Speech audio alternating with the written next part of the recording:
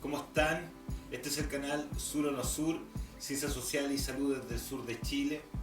Y nos encontramos en la entrevista Sur o No Sur. En el día de hoy tenemos una gran invitada. Ella es una persona que trabaja la salud del sur de Chile. Ella es Anita Dorner París. Es enfermera de la Universidad de la Frontera, presenta un magíster en educación superior en la Universidad San Sebastián y diversos diplomados, principalmente trabajando el área de la docencia universitaria y el área de la salud. Actualmente se desempeña como vicerrectora de la Universidad de los Lagos en la sede Puerto Montt. Bueno, sin más preámbulos, vamos con la entrevista. Hola, ¿cómo están? Estamos en la entrevista Sur o No Sur, ¿cierto? En su canal Sur o No Sur, Ciencias Sociales y Salud desde el sur de Chile. Como les comentaba en la introducción, ¿cierto? La invitada del día de hoy es nuestra querida profesora Anita Dorner. La idea es poder conversar con ella, ¿cierto? Desde una perspectiva personal, desde su biografía, ¿cierto? Desde su propia historia. Profesora Anita, ¿cómo está? Muy bien, Carlos, muchas gracias. Desearte un buen día, agradecer también por esta invitación de participar, de conversar, de reflexionar de ciertas temáticas que cada uno va construyendo en su historia y que de alguna manera piensa que impactan, ¿cierto?, en el medio o en otras personas. Así es que muy contenta de conversar contigo y agradecida por la invitación. Súper, profe, muchas gracias. Bueno, profesora Anita, sabemos que en la actualidad está como vicerrectora en la Universidad de los Lagos, ¿cierto? En la sede de Puerto Montt, que trabaja como docente, que trabaja en investigación. Bueno, pero para llegar a este momento tuvo una vuelta que darse en la vida, ¿cierto? Y en realidad lo primero que queremos saber es cómo fue esta vuelta para llegar a ser la profesora Anita, ¿cierto? En estos momentos, pero qué cosas se tuvieron que dar en su vida para poder llegar a este momento. Cuéntenos un poquito, ¿por dónde parte este periplo existencial, ¿cierto? Antes de llegar a la enfermería y todo. Cuéntenos un poquito, profe. Mira, Carlos, bueno, yo soy puertomontina. Nací en Puerto Montt y he vivido toda mi vida, digamos, en una localidad rural que se denomina Panitao, un lugar llamado Panitao, que está ubicado en el borde costero, ¿cierto?, de acá de Chinquihue a la costa, hacia el camino de Calbuco por la costa. Perfecto. Y que obviamente, bueno, ¿por qué llegamos ahí? En general mis abuelos, mis bisabuelos, colonizaron ese espacio. Tú sabes que en esa época los abuelos compraban grandes espacios de campo y obviamente se asentaban, instalaban, ¿cierto?, para diferentes quehaceres desde la agricultura, la ganadería, la agricultura, y nada, pues de repente compraban lugares que nadie sabía para qué lo compraban, pero la verdad que yo tengo la suerte de que hayan comprado un campo que esté también en el borde costero, porque eso también implica un entorno bastante tranquilo, un entorno conectado con el mar, con todo lo que el mar nos promueve, ¿cierto? Con su flora, su fauna, en fin. Así es que, bueno, vivo ahí toda la vida, en la época... cuando ya, bueno, en esos años, ¿cierto?, las dificultades de acceso eran impresionantes porque en nuestra niñez nosotros tuvimos con mis hermanos salir desde los 5 años a estudiar afuera. No había posibilidad de estudiar en esos sectores porque los caminos eran obviamente huellas, caminos de piedra. La locomoción no era tan recurrente como hoy día, ¿cierto? Había una micro los días domingos y otra los días viernes.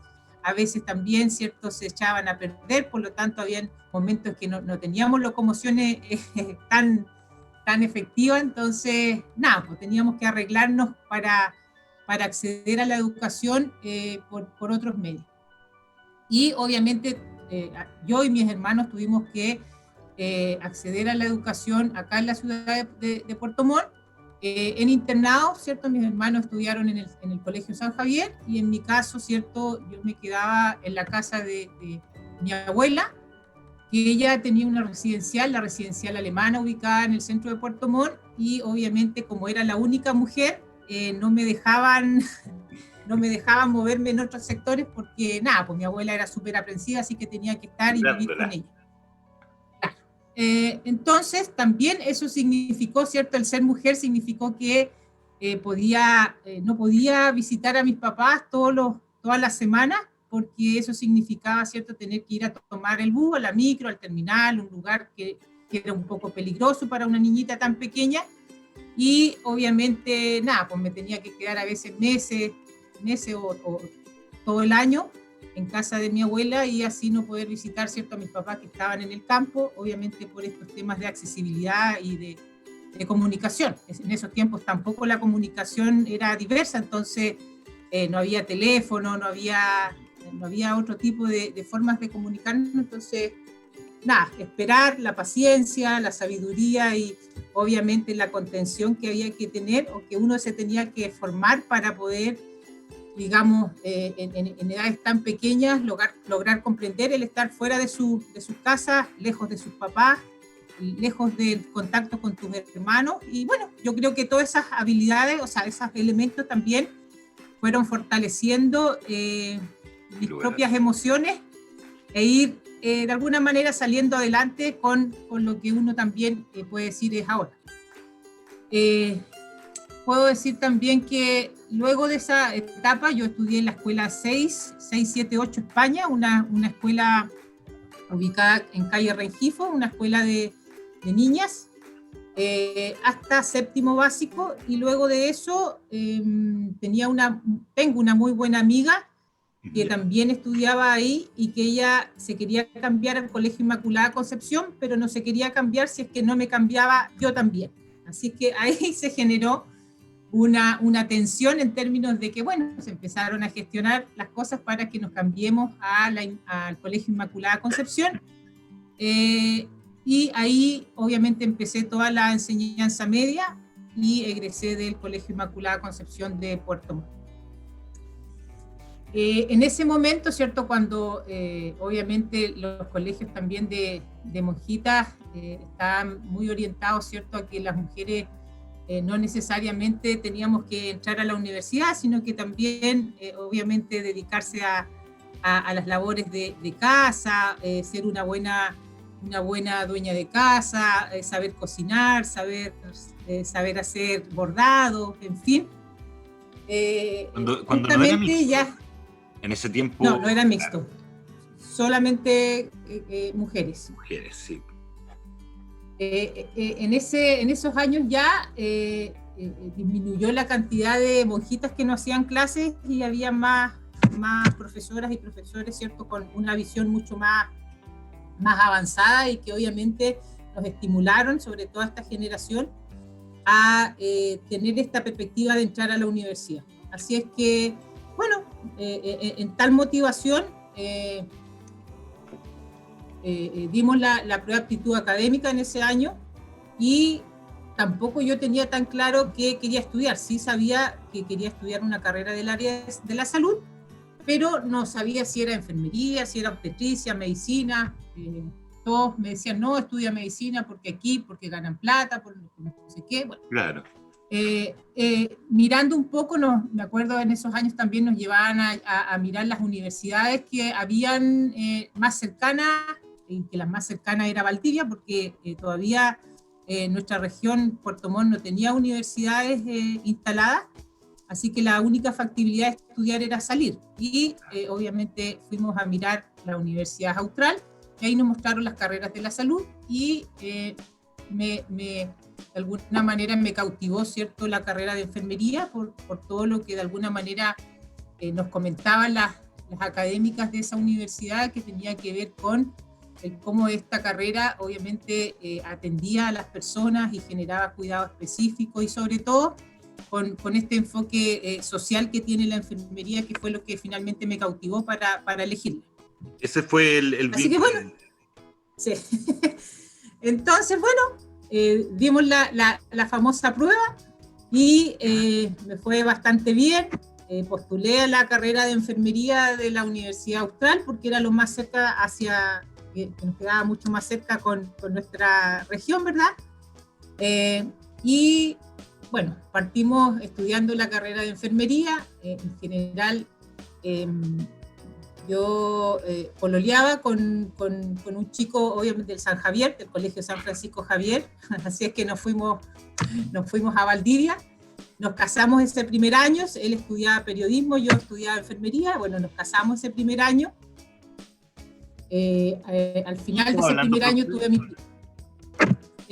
tuve mi primer hijo, Sebastián, y después mi marido se cambió de carrera porque no le gustó el periodismo, así que postuló a la carrera de Derecho en la UFRO, en la Universidad Católica de Temuco. Sí, claro, en Temuco. Así es que él se trasladó a Temuco y luego me trasladé yo a la UFRO mediante cierta solicitud interna entre universidades y terminé la carrera en la Universidad de la Frontera. Perfecto. Fue una gran vuelta hasta este momento. ya la vuelta está siendo más grande. Profesora, ¿de qué año estamos hablando más o menos cuando ingresa a enfermería, cuando ingresa a Valdivia? En el 1995. Ya. Entonces, el 96 se cambian a Temuco. Exacto, el 96 nos cambiamos a Temuco. Ahí yo pude convalidar algunas asignaturas que eran pertinentes a las mallas de la UFRO y otras que tuve que hacer después, y ahí eso me atrasó un año. Pero de alguna manera ya de ahí para adelante hice una carrera bastante sistemática, es decir, ya pasé todos mis ramos, terminé la carrera en los momentos que correspondía, con buenas notas, con bastante buen rendimiento académico, y bueno, terminé mi carrera el 2001, en el primer semestre del 2001, así que estaba egresando en agosto del 2001 de la carrera de enfermería de la UFRO, y desde ahí inmediatamente la misma universidad estaba en una propuesta de rediseños curriculares en las carreras del área de la salud. Entonces, en ese aspecto, justo requerían recién egresados que de alguna manera tuvieran la formación de la enfermería de la UFRO y que obviamente conocieran el modelo teórico de enfermería con lo que ellas trabajaban, con lo que la carrera trabajaba. Así que contrataron, digamos, a 5 o 6 recién egresados, y entre esas me llamaron a mí para ser parte de este proceso inicial formativo, en nuestro caso, que nada, pues estábamos recién egresando, pero que de alguna manera nos requerían capacitar para que fuéramos parte de la integración de nuevas metodologías educativas en los estudiantes de las carreras de salud. Así es que acepté ese desafío, era estar 22 horas, ¿cierto?, por la Universidad de la Frontera generando estas estrategias metodológicas, aprendiendo y generándolas con los estudiantes. Y la otra media jornada me quedé trabajando en la unidad de neonatología del Hospital Hernán Enríquez Aravena. Entonces ahí complementaba, digamos, media jornada y media jornada en la Facultad de Medicina de la UFRO. Y desde ahí, bueno, fui aprendiendo mucho el tema de la docencia. Creo que desde ahí parte mi encanto por la academia, porque desde ahí también estuve trabajando muy cerca con mis profesoras, obviamente todas mujeres enfermeras potentes, ¿verdad?, que trabajaban en el ámbito de la investigación, de la vinculación y sobre todo el área académica, muy exigentes, y que obviamente uno como esponjita logró acoplarse a ese sistema y obviamente aprender, que era lo que de alguna manera uno quería en esos momentos, buscaba en esos momentos, y valorar también, en mi caso, yo muy agradecida de ellas porque pensaron y me tomaron como parte, digamos, de ese equipo, que posteriormente, ¿cierto?, me fueron vinculando completamente, o sea, como académica jornada completa, a la Facultad de Medicina y al Departamento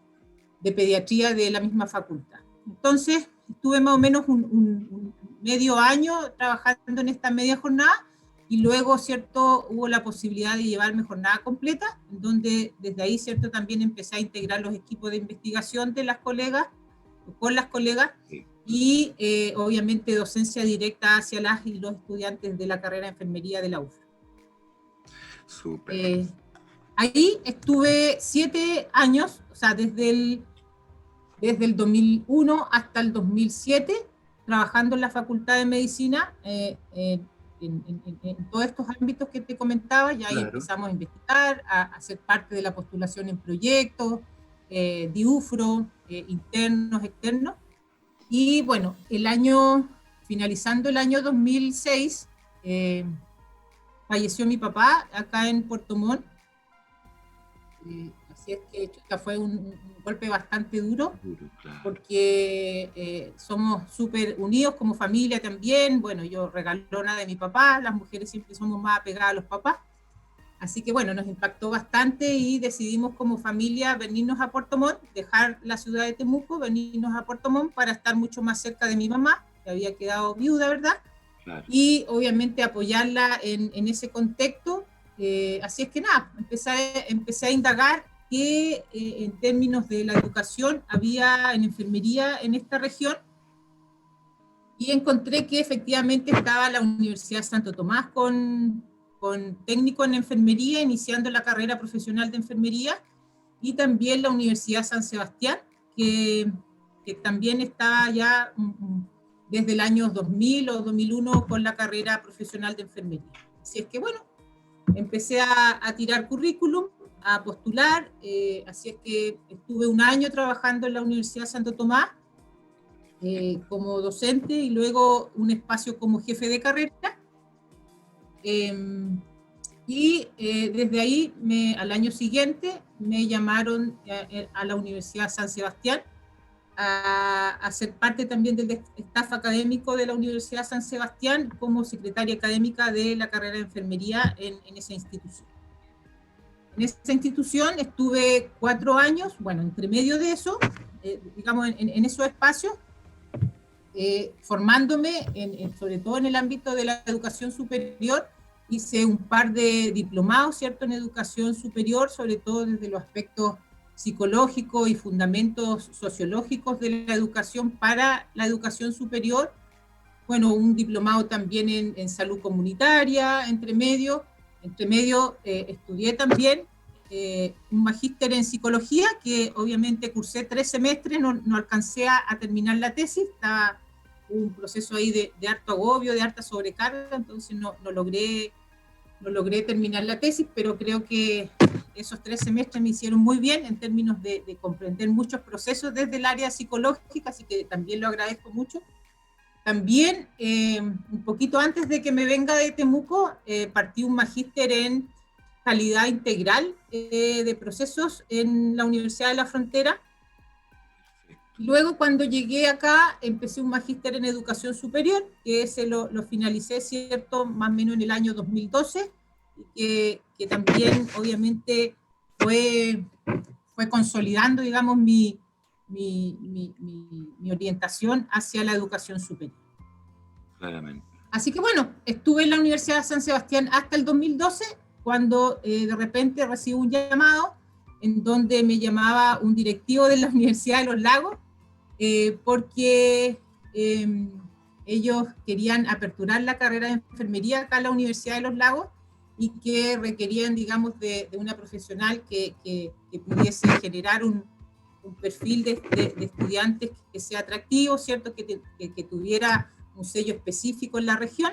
Así es que, bueno, me invitaron a ser parte de la universidad, yo acepté el desafío, partiendo de cero, porque recuerdo ese momento en que llegué a la Universidad de los Lagos y empecé a ver ya dónde están los laboratorios, dónde está la infraestructura, y nada, pues había cosas muy, muy básicas, y que obviamente lo lindo de eso es que tú puedes construir, puedes soñar, puede de alguna manera crear y potenciar cosas que obviamente no están, pero que obviamente pudiesen ser un lindo proyecto para él. Así que bien, me vine y aquí estoy, por la Universidad de los Lagos desde el 2012, muy contenta, agradecida por esa invitación. Creo que ha sido una muy linda experiencia en todo el desarrollo de la docencia en esta universidad y también, obviamente, en lo que soy hoy día, ¿cierto? Que implica un cargo en la vicerrectoría del campus y que tiene que ver con la gestión en todo nivel. Así es que en eso estoy ahora. Súper.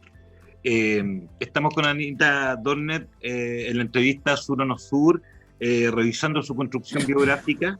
Estuvimos revisando su paso por Temuco, revisando su llegada a Puerto Montt, ¿cierto? Y ahora, profesora, preguntarle con respecto a su presente. ¿En qué se encuentra ahora? Sabemos que sigue en la Universidad de los Lagos, ¿cierto? Que es la vicerrectora de la sede de Puerto Montt. Cuéntenos, ¿en qué está ahora en lo profesional, en lo académico, en este momento? Bueno, mira, yo asumí la vicerrectoría del campus el año 2018, en abril del 2018. En general, las vicerrectorías son cargos de confianza de los rectores, en este caso es un cargo de confianza del rector.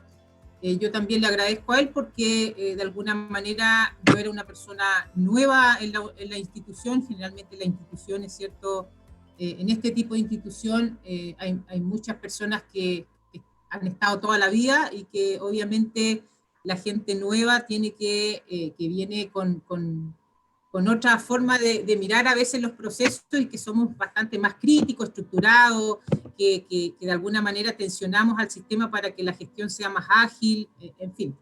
Yo llegué, como te dije, el 2012, 2013 aperturamos la carrera de enfermería como jefa de carrera. Luego de eso estaba también acá en el campus la carrera de kinesiología y empezamos a mirar qué otras ofertas en el ámbito de la salud también pudiésemos ir proporcionando para, obviamente, generar no solamente carreras de salud aisladas, sino que tengan un componente de interdisciplinariedad, multidisciplinariedad. Entonces, un poco empezamos a ver esos procesos, todo lo que significa la gestión del campo clínico, con los servicios de salud, con la DISAM, con los diferentes entes de la red asistencial, ¿cierto? Conectar la universidad porque ya teníamos a las otras universidades instaladas y nosotros veníamos un poco detrás, ¿cierto? Para poder ingresar a todos estos campos clínicos que siempre es un tema complejo para buscar espacios apropiados para la formación de los estudiantes. Pero poco a poco fuimos avanzando, nos fuimos ganando la confianza de la red asistencial y poquito... 2 años más tarde generamos la Secretaría Académica del Departamento de Salud acá en el campus, con este crecimiento de estudiantes también en el ámbito de la salud, y dejé de ser jefa de carrera y pasé a ser la Secretaria Académica del Departamento de Salud acá en el campus. Luego de eso, ¿cierto? Como te decía, el 2018 fui parte de ser nombrada como vicerrectora del campus. Y eso, bueno, significó generar varios ejes estratégicos en los cuales posicionarnos, ¿cierto?, en una cantidad de años, al menos estos cargos duran entre 3 y 4 años, porque hay elecciones de rector cada 4 años y más o menos uno se proyecta en esos periodos. Y desde ahí, bueno, los grandes desafíos, en este caso para la vicerrectoría del campus Puerto Montt, que obviamente están alineados a los ejes estratégicos institucionales, ¿cierto? Y obviamente a todas las políticas institucionales en la perspectiva de la docencia, en la perspectiva de la investigación, de la vinculación y de la gestión. En ese momento el campus tenía hartas brechas que debíamos de alguna manera articular y proyectar para que esas brechas efectivamente en un plazo de 3 a 4 años pudieran ser abordadas con mayor eficiencia y eficacia. Uno de esos elementos, como te comentaba anteriormente, era el tema de infraestructura.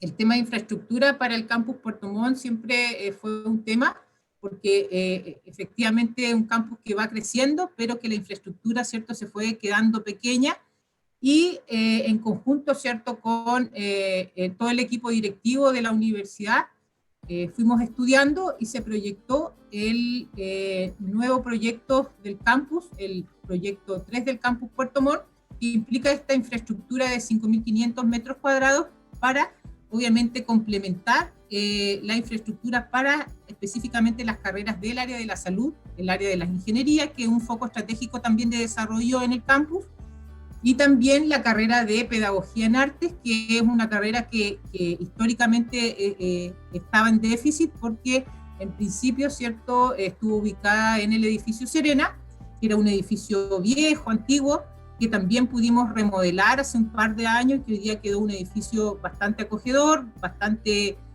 motivador también para los estudiantes, pero que se instalaron ahí carreras del área de la arquitectura, y obviamente el desarrollo del posgrado, que también era un polo estratégico que queríamos fomentar, y en este caso hoy día funciona ahí el Magíster en Salud Colectiva, ¿verdad? Y también durante este próximo 2021 el Magíster de Gestión y Políticas Públicas, que se inicia también este año en abril del 2021.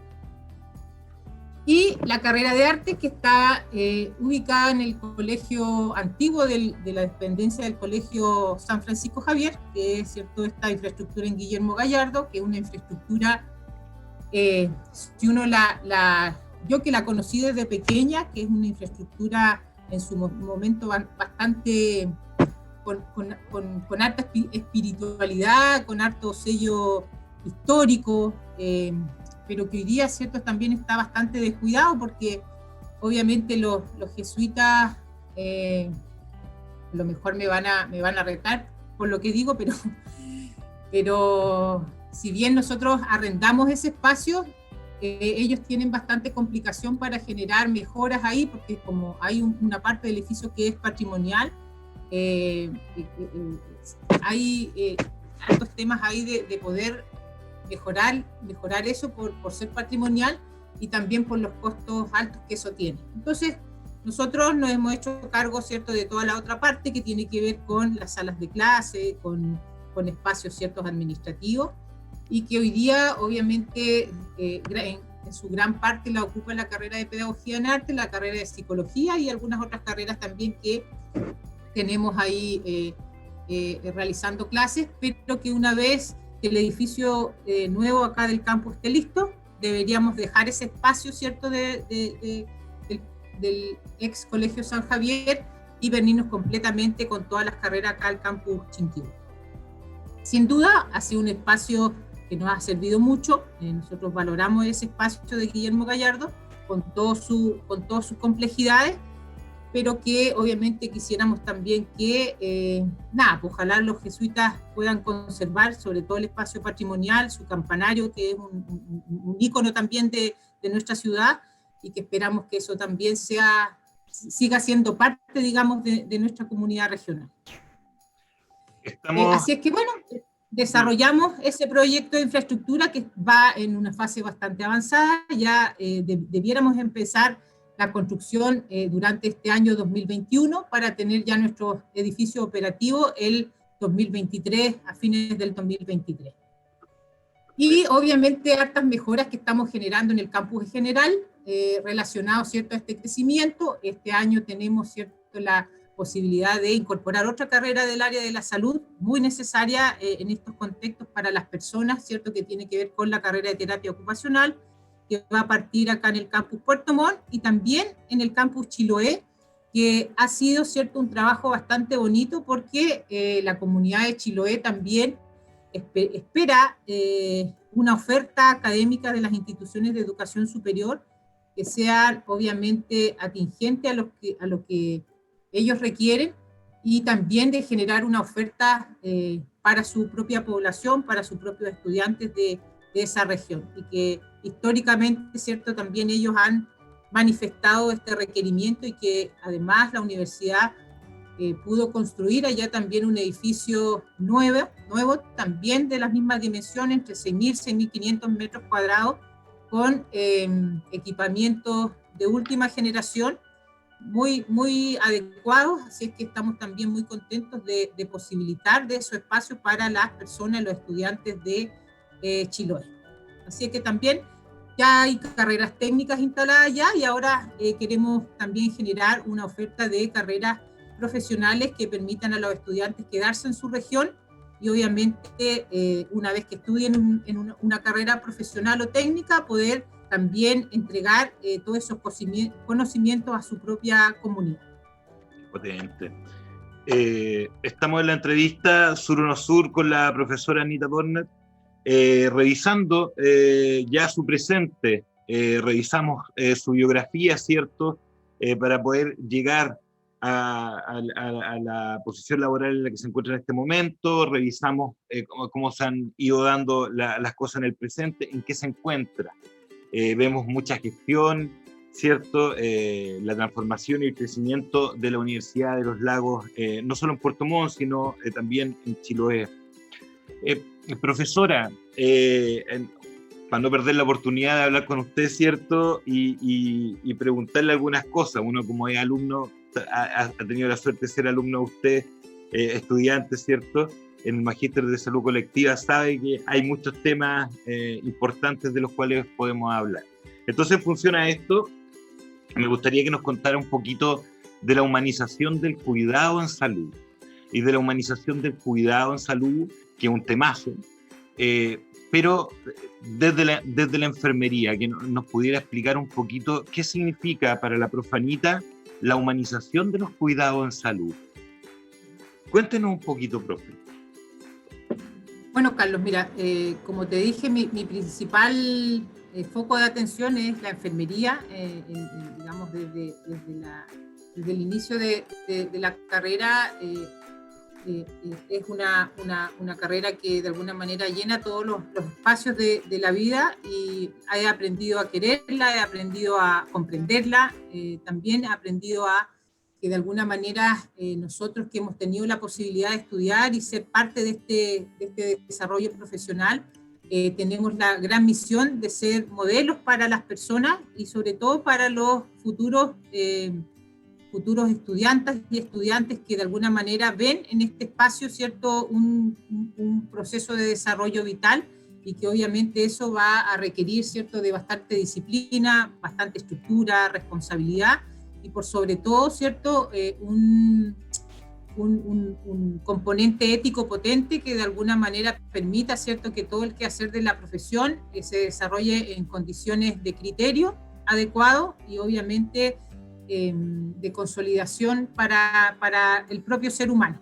Es decir, de cómo nosotros como enfermeras y enfermeras somos capaces de generar ciertas competencias que nos permitan fomentar un buen desarrollo de la enfermería a nivel regional, pero también global. ¿Ya? Y en ese sentido, como académica de la carrera de enfermería y de esta universidad también, que creo que el estar en una universidad estatal y regional cambia un poco el foco en cómo uno se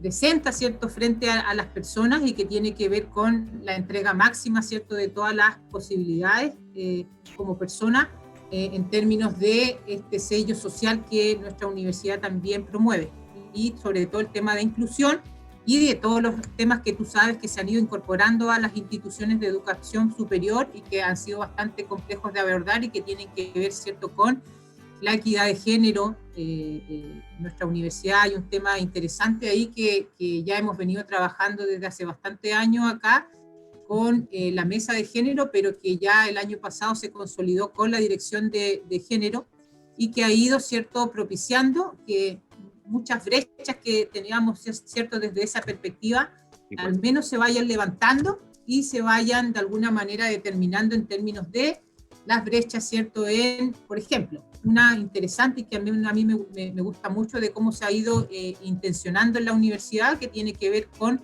las mujeres en la ciencia, que también, ¿cierto?, es una brecha importante, pero que hoy día, ¿cierto?, hay un plan específico de trabajo de cómo potenciar a las mujeres de la Universidad de los Lagos, académicas y académicas específicamente, en el ámbito de la investigación y en los equipos de investigativos, ¿cierto? Para que esto también vaya siendo mucho más, con mucho mayor equidad. Entonces hoy día, por ejemplo, los concursos de investigación en el ámbito de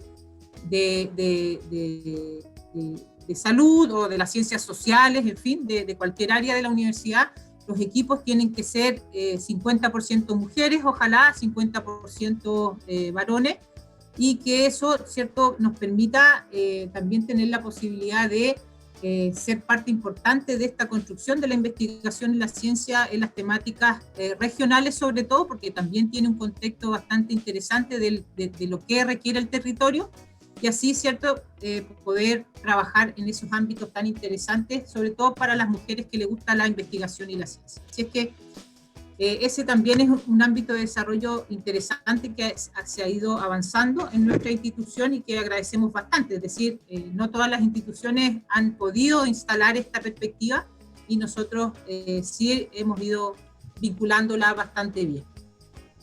Bueno, desde la perspectiva del cuidado humanizado, que desde mi mirada, ¿cierto?, siempre ha sido un desafío pendiente, o sea, que hemos estado al debe en la formación de profesionales de enfermería, sobre todo en el ámbito de pregrado, porque en el ámbito de posgrado siempre lo tocamos con nuestros estudiantes de las diferentes profesiones, pero en el ámbito de la enfermería, ¿cierto?, hemos pasado por varias etapas. Entonces, desde ahí, ¿cierto?, uno puede decir que la salud se ha convertido en un tema de discusión en amplios niveles, expresando las diferentes opiniones de diversos actores de la sociedad, personas que reclaman por una mejor atención, profesionales de la salud que piden condiciones más dignas de trabajo y en muchos casos los que deberían cuidar están dando claras señales de que necesitan recibir cuidado.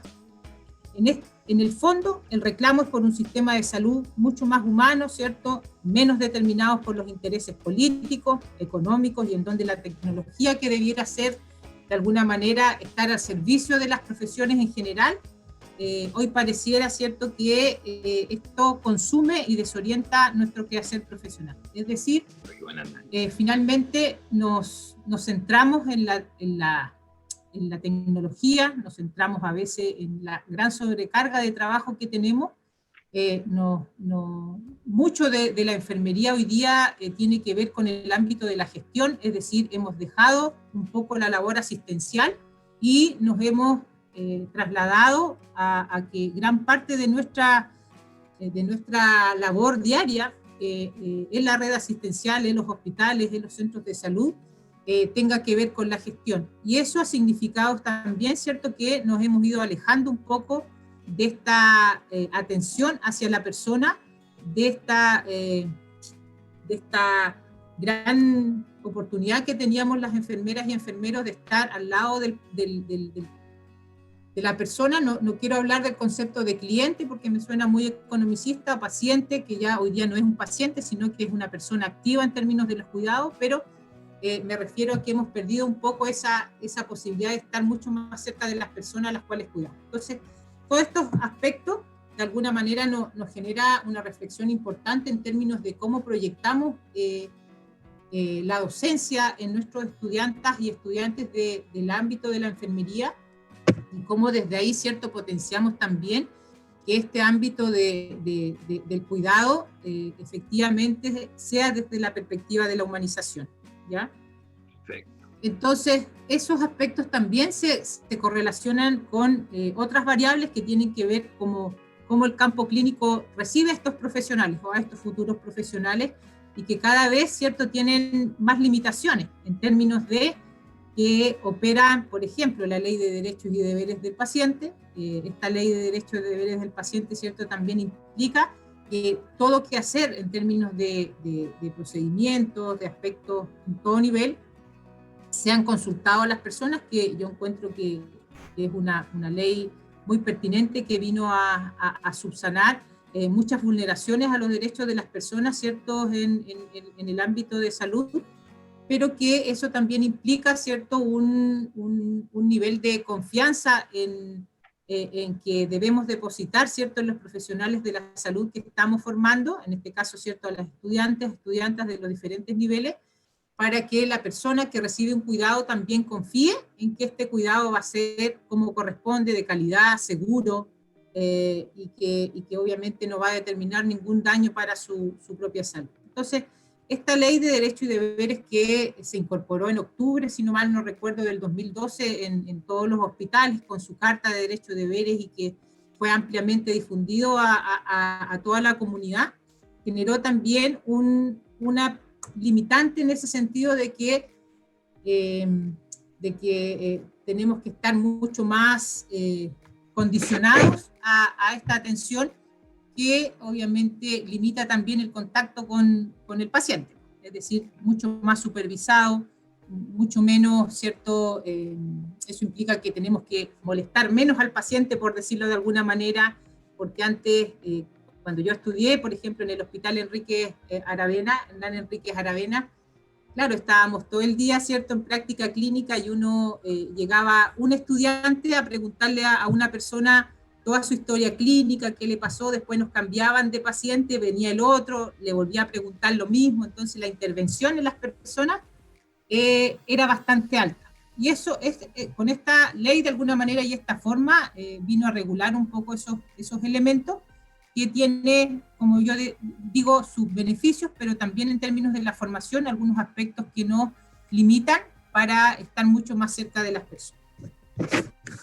Sin duda, ciertos los aspectos formativos en la enfermería también a nivel nacional y regional tienen que ver con la expansión de la matrícula en Chile, que modificó, digamos, el mapa en todas las instituciones de educación superior, porque obviamente el volumen de estudiantes de enfermería se triplicó, es decir, teniendo aproximadamente 170.000 estudiantes en el año 83, pasamos a tener, ¿cierto?, en el año 2000, hoy día, aproximadamente un número superior al 1.300.000 estudiantes de enfermería a nivel global.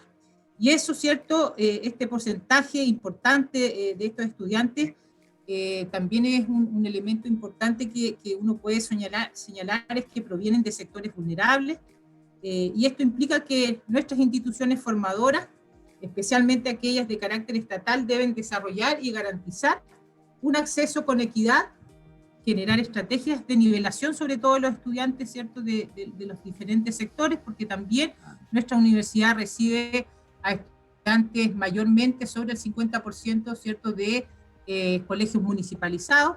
En general, nuestro perfil de estudiante que viene a la universidad es de los colegios municipalizados, y que eso ha permitido también, dentro de la incorporación a las carreras de salud, que en su momento era bastante crítico, pero que hoy día ya está instalado y que tiene que ver con la inclusión académica, y que están los programas PASE, propedéutico, ¿verdad? Y que todos esos programas permiten que estudiantes no necesariamente con puntaje alto puedan ingresar a las carreras de la salud, pero también a las carreras de otros ámbitos de nuestra institución. Y eso nos ha permitido generar un indicador interesante también en nuestra universidad, que tiene que ver con el indicador de movilidad social.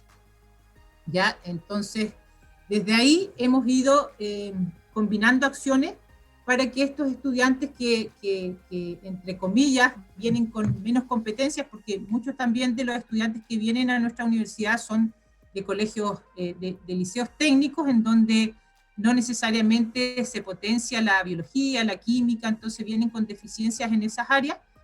La universidad ha generado estrategias para nivelar y también tutorear a los estudiantes, es decir, generar un acompañamiento permanente, sobre todo en los 2 primeros años, que les permita obviamente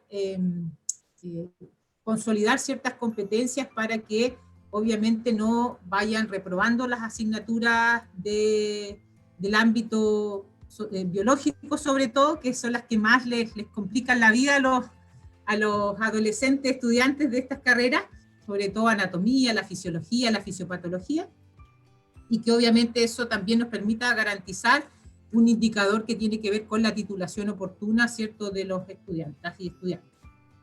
Y desde ahí, ¿cierto?, entre esos desafíos está la generación de estos perfiles específicos de los estudiantes que se incorporan a nuestras aulas con el fin de establecer las adecuaciones necesarias en este escenario, ¿cierto?, que se ha ido masificando, y que en donde de alguna manera no existe una clara vocación por la carrera elegida, que ese es un tema también importante, porque, claro, cuando uno le consulta a los estudiantes qué quiere estudiar, dicen, no, enfermería, ya, pero ¿por qué enfermería?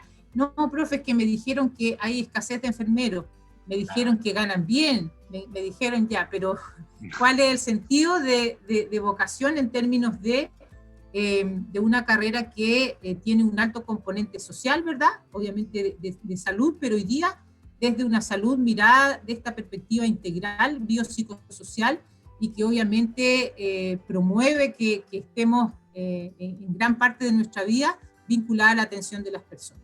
Entonces, más allá de que puede que gane bien o de que de alguna manera tenga un trabajo asegurado, tiene que ver con estos procesos de que la universidad promueve en su sistema asumir el valor social y público que tiene desde la formación integral de la persona, la complejidad del conocimiento y también la construcción de los procesos de elevación moral y cultural de la humanidad. Entonces, eso es un poco nuestro rol en términos de cómo la deshumanización ha afectado a las profesiones de la salud. La disciplina profesional de enfermería no escapa a esta realidad, como lo afirma Romero, ¿verdad? La relación enfermera-sujeto del cuidado se ha viciado, se ha invisibilizado. El ejercicio de enfermería hoy está centrado principalmente en funciones administrativas, como yo bien les decía, que obedecen a exigencias del mercado en el sistema de salud, pasando a un segundo e incluso un tercer plano la relación interpersonal sujeto de cuidado enfermero. Entonces, es una discusión permanente que hoy día tenemos con el gremio del colegio de enfermeras, con las enfermeras que están liderando procesos en la Seremi de Salud, en el Servicio de Salud del Reloncaví, y con las otras instituciones también de educación superior, que en nuestro caso, Enfermería ha hecho un trabajo bastante bonito con la relación que existe con la vinculación entre carreras de enfermería en la región. Me refiero a que estamos, no recuerdo bien el año, pero podría decir que el año entre el 2012 y 2013 generamos un trabajo muy conectado con la carrera de enfermería de la Universidad Santo Tomás, la carrera de enfermería de la Universidad San Sebastián, la carrera de enfermería de la Universidad Austral y la carrera de enfermería de la ULAGO, en donde generamos jornadas en conjunto relacionando diferentes temáticas relacionadas hacia la profesión y de cómo de alguna manera ir mejorando, digamos, estos aspectos que identificamos que son una debilidad de la profesión de enfermería en términos de la invisibilización, de la pérdida de estos aspectos humanos, digamos, de la deshumanización en salud, y también en términos de cómo la gestión en enfermería ha ido evolucionando y que hoy día, ¿cierto?, ¿qué requiere la formación de enfermería?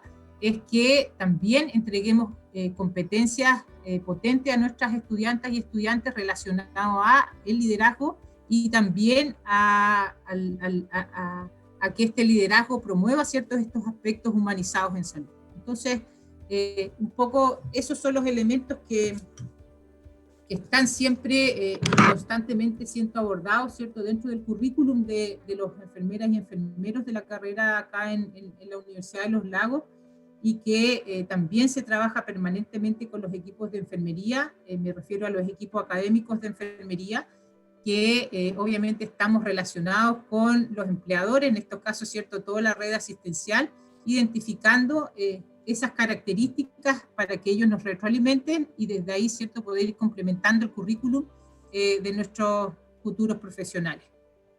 Hoy día, la carrera de enfermería de nuestra universidad tiene ya sus egresadas, sus titulados. Hemos tenido muy buena experiencia en el aspecto laboral. Son personas muy conectadas efectivamente con todo este rol social, comunitario, valorizando por sobre todo también la experiencia del trabajo en los centros de salud familiar, no solamente en el contexto intrahospitalario, que es como lo típico de la formación, ¿cierto?, de los enfermeros, que una vez que egresan lo primero que quieren es entrar a la urgencia, a la unidad de paciente crítico. En este caso nosotros le hemos ido dando un sello de formación en donde el gran eje del centro de nuestro quehacer tiene que ser la atención primaria, porque obviamente tenemos que trabajar, ¿cierto?, todos los aspectos de promoción, prevención en salud, y evitar, obviamente, que la persona se enferme y llegue a la atención terciaria. Entonces, ese aspecto, yo creo que nuestros egresados hoy día lo demuestran muy bien. Hoy día están súper conectados también con esa línea de trabajo, y lo hemos visto sobre todo en este contexto de pandemia, que ahí los chicos y chicas están liderando procesos vitales en términos del manejo de las vacunas, ¿verdad? Manejo de las vacunas COVID, de cómo orientar este aspecto en las comunas de menor accesibilidad. Están trabajando en Futaleufú, Palena, en fin, en todas las zonas que tienen mayores dificultades en términos de accesibilidad, y ahí están ellos liderando, están colocando bien el nombre de la profesión, así es que en ese sentido nos damos como por satisfechos respecto de la formación también que hemos querido traspasar un poco a nuestros estudiantes. Bueno, el desafío, Carlos, en términos de la humanización del cuidado es cómo hacemos para que efectivamente el profesional o la profesional de enfermería no descuide a la persona, de alguna forma, el cómo todos estos aspectos adicionales que debemos ir construyendo dentro de nuestra formación, que tienen que ver con la empatía, que tienen que ver con el buen trato, que tienen que ver con comprender a la persona en todo su contexto y entorno, porque tenemos entornos acá complejos, difíciles y variados, y cómo nos vamos haciendo parte, digamos, de esa perspectiva, y desde ahí, ¿cierto?, ir formando también un profesional de enfermería que comprenda esos procesos y que los vea mucho más de cerca. Claro, claro. Estamos con Anita Dorner en la entrevista de Sur o No Sur, revisando ciertos conceptos sobre la humanización del cuidado en salud, ligándolo a la lógica de la enfermería, y la profesora nos iba explicando cómo la enfermería en la universidad se va situando en el territorio, en el contexto, también desde las necesidades que van surgiendo. Profesora, no perder la oportunidad de consultar, vamos llegando al final de la entrevista ya, pero aprovechar de consultarle, ¿cierto?, con respecto a la salud colectiva. Yo tengo la suerte de estar haciendo el magíster de salud colectiva, ¿cierto?, con ustedes. Me ha tocado clase con usted, con otros profesores. Cuéntenos un poco cómo hacen lectura de la salud colectiva, en especial ustedes, ¿cierto?, y el equipo con el que están trabajando. ¿Por qué está puesta en la salud colectiva? ¿Qué mirada tienen? ¿Hay una mirada crítica? Cuéntenos un poquito, profe.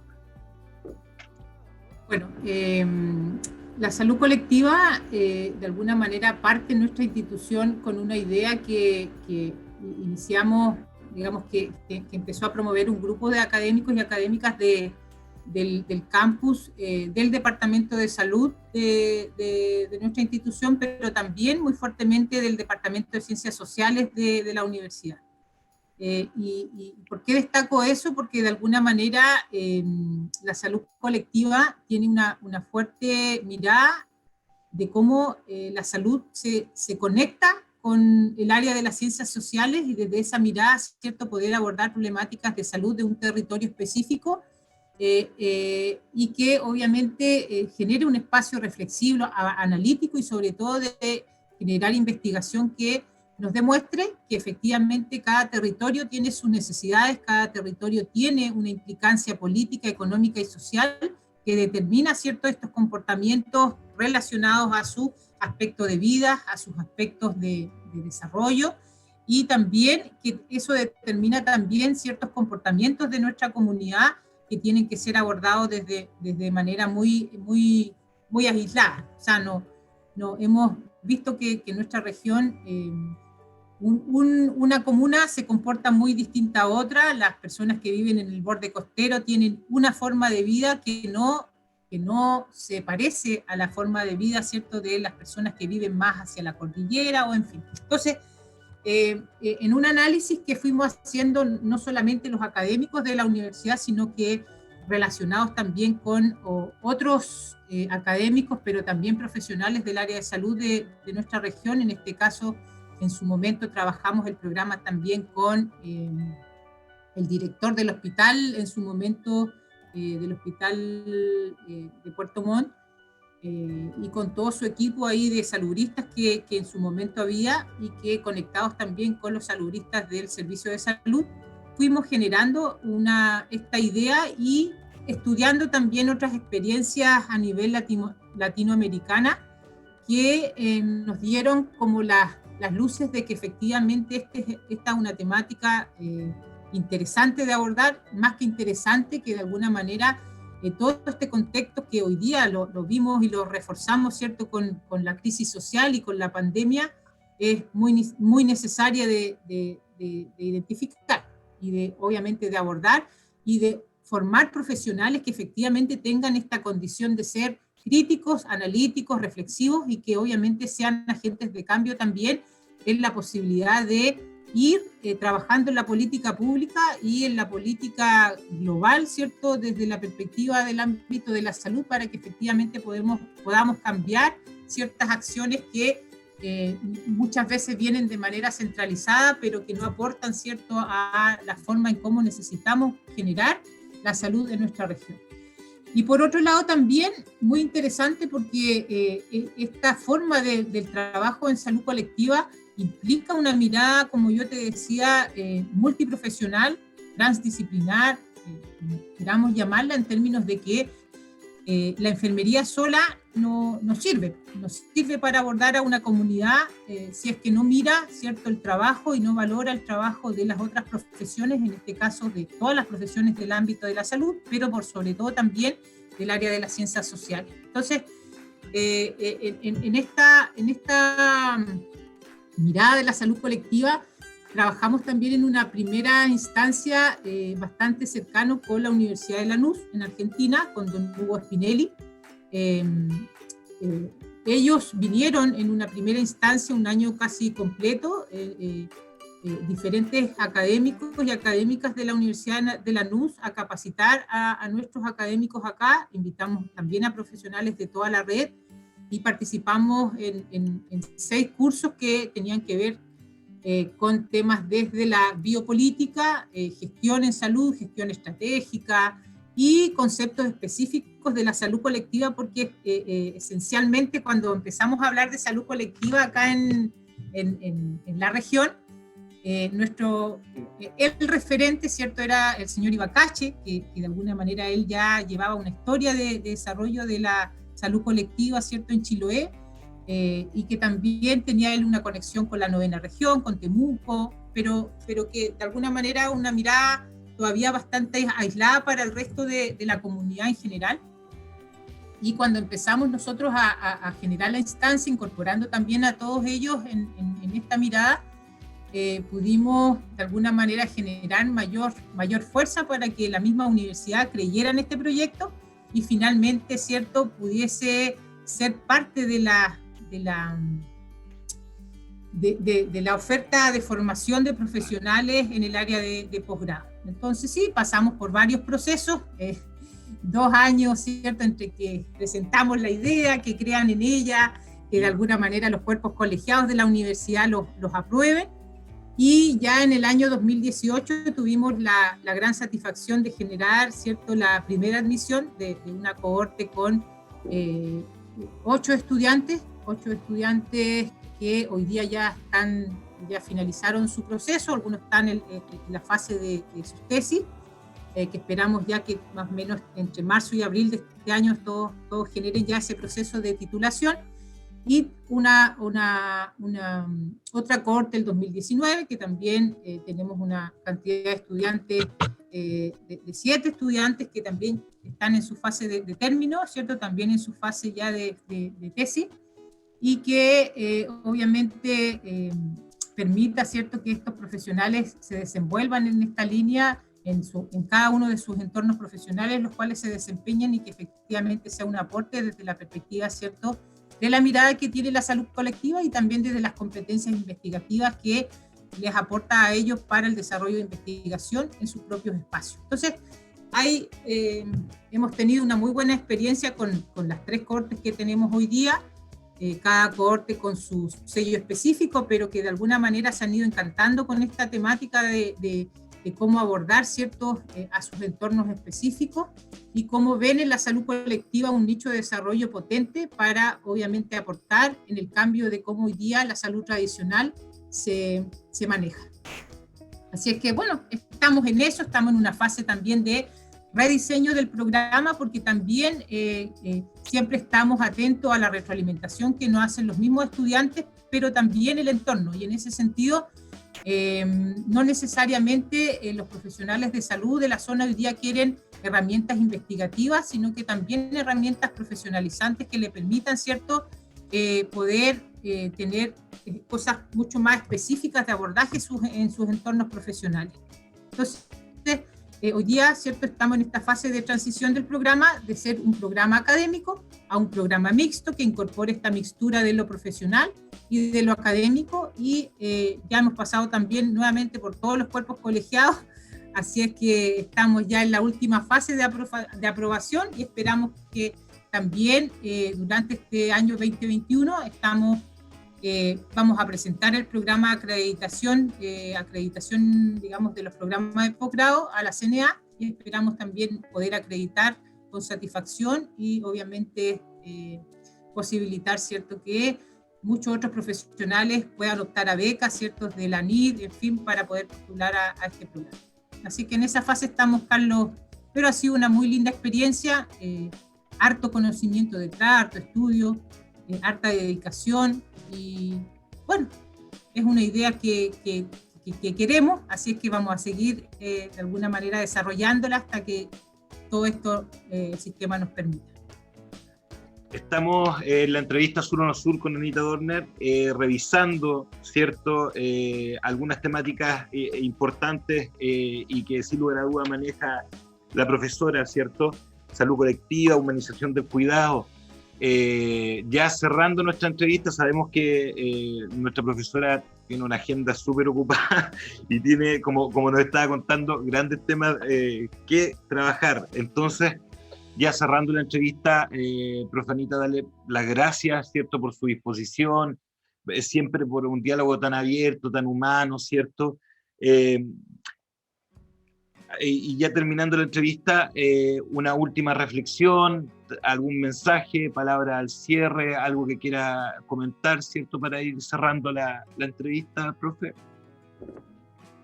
Sí, Carlos, por supuesto. Mira, es difícil poder resumir tantas ideas y poder reflexionar de tanta cosa que nos ha pasado, sobre todo este año que ha sido un año complejo para todas y todos, sobre todo porque, bueno, seguimos confinados, hemos sido una región que nos ha impactado fuertemente las cuarentenas, y seguimos con números altos.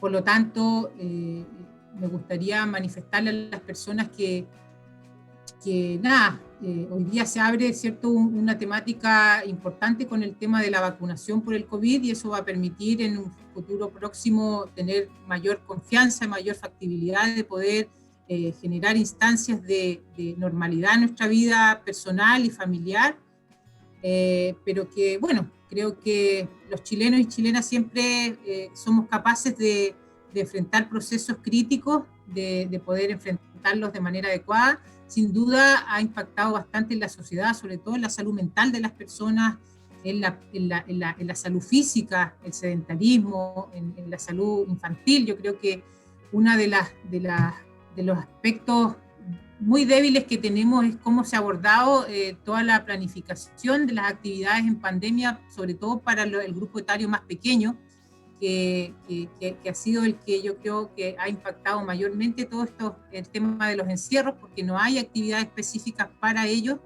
y que eso ha significado, ¿cierto?, que nuestros niños y niñas estén muy complejos en su desarrollo, y que esperamos que prontamente ya puedan volver a las aulas, puedan volver a hacer una vida más normal.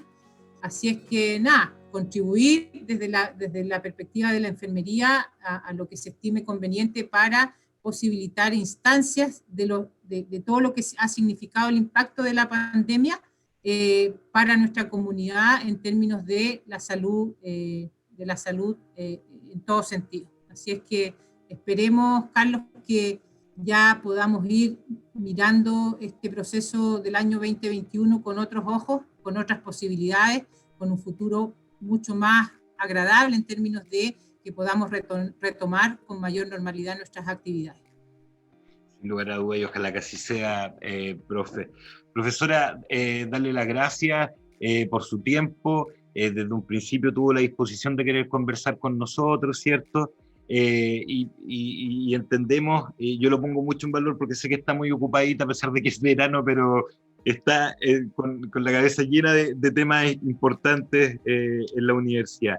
Bueno, darle las gracias, como le decía, ¿cierto? Un gran abrazo, toda la energía, y para ustedes también, ¿cierto? Un gran abrazo y muchas gracias por seguirnos en nuestro canal. Recuerden darle like, ¿cierto? Suscríbanse al canal, y esto es Sur Sur, Ciencia Social y Salud desde el sur de Chile. Nos vemos, un abrazo, cuídense. Chao, profe, que esté muy bien, cuídese. Chao, Carlos, igual muchísimas gracias, que tengan una buena tarde. Ok, Un abrazo chao, fuerte a todos. chao. Chao, Chao, que chao. estén bien, cuídense.